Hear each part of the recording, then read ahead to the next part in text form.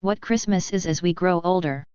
Time was, with most of us, when Christmas Day encircling all our limited world like a magic ring, left nothing out for us to miss or seek, bound together all our home enjoyments, affections, and hopes, grouped everything and everyone around the Christmas fire, and made the little picture shining in our bright young eyes, complete.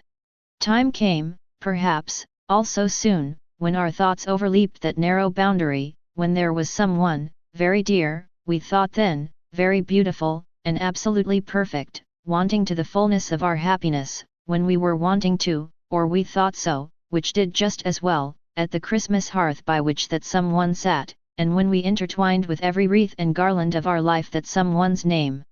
That was the time for the bright visionary Christmases which have long arisen from us to show faintly, after summer rain, in the palest edges of the rainbow.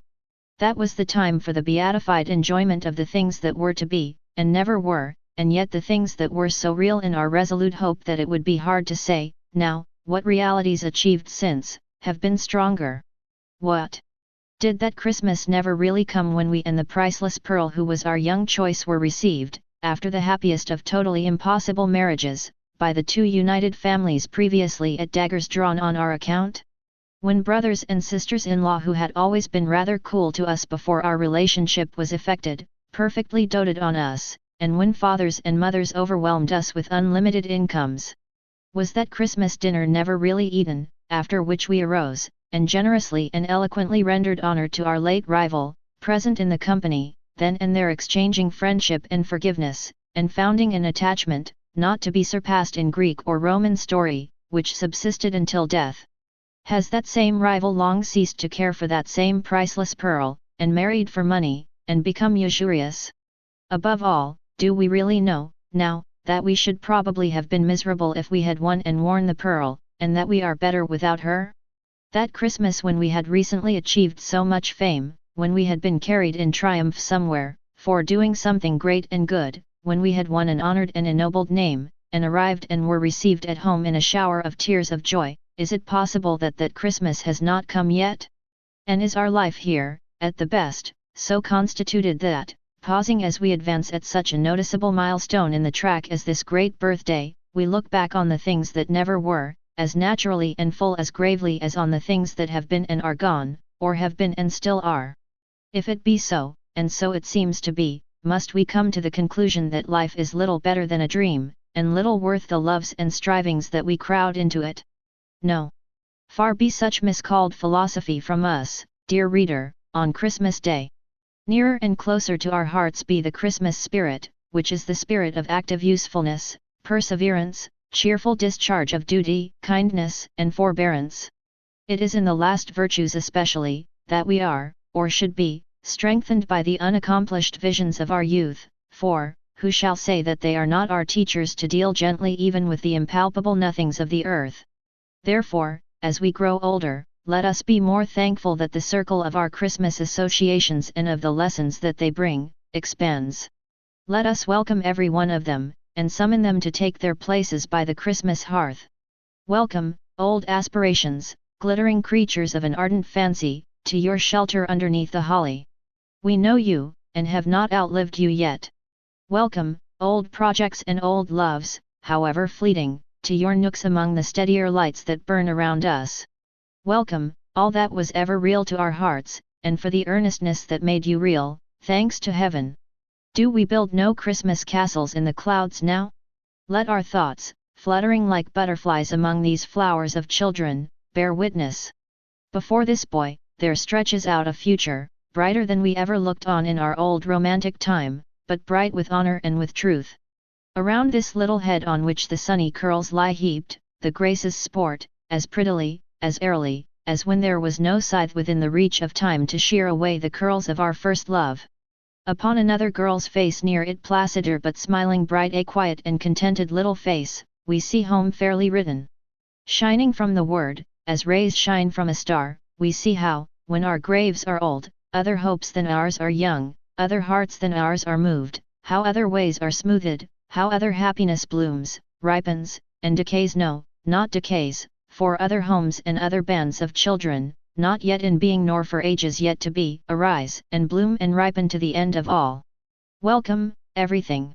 Welcome, alike what has been, and what never was, and what we hope may be, to your shelter underneath the holly, to your places round the Christmas fire, where what is sits open-hearted. In yonder shadow, do we see obtruding furtively upon the blaze, an enemy's face? By Christmas Day we do forgive him. If the injury he has done us may admit of such companionship, let him come here and take his place. If otherwise, unhappily, let him go hence, assured that we will never injure nor accuse him. On this day we shut out nothing. Pause, says a low voice. Nothing? Think. On Christmas Day, we will shut out from our fireside, nothing. Not the shadow of a vast city where the withered leaves are lying deep, the voice replies. Not the shadow that darkens the whole globe? Not the shadow of the city of the dead? Not even that. Of all days in the year, we will turn our faces towards that city upon Christmas Day, and from its silent hosts bring those we loved, among us.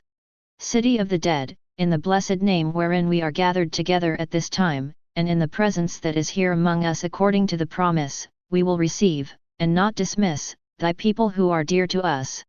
Yes. We can look upon these children angels that alight, so solemnly, so beautifully among the living children by the fire, and can bear to think how they departed from us. Entertaining angels unawares, as the patriarchs did, the playful children are unconscious of their guests, but we can see a radiant arm around one favorite neck, as if there were a tempting of that child away. Among the celestial figures there is one, a poor misshapen boy on earth, of a glorious beauty now, of whom his dying mother said it grieved her much to leave him here, alone, for so many years as it was likely would elapse before he came to her being such a little child. But he went quickly, and was laid upon her breast, and in her hand she leads him.